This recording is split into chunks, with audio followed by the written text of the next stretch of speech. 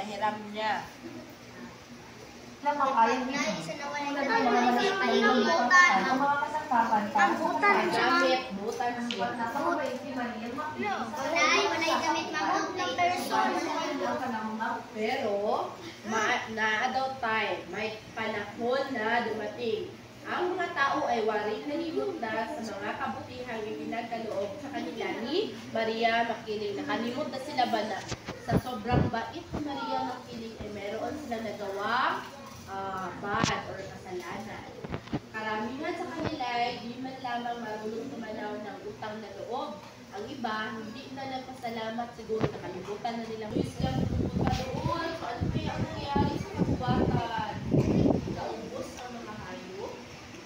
Ang mga gulay at putas ang nangyari sa upaw. Naubos.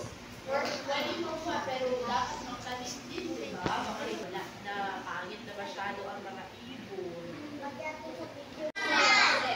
Dr. Jose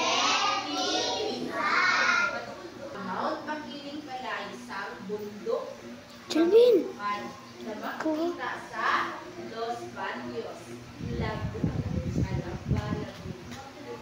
Okay? So, sino kaya si Maria Makiling? Siya ay isang, parang ferry siya sa Pilipinas. Diba? Ibang bansa merong ferry, like si Peter Pan at Tinkerbell. Diba si Tinkerbell? Diba? Pero doon sa Amerika, pero ang Pilipinas, meron palang ferry din. Siya ay si Maria Makiling. Pero hindi na natin kung ferry ba talaga siya.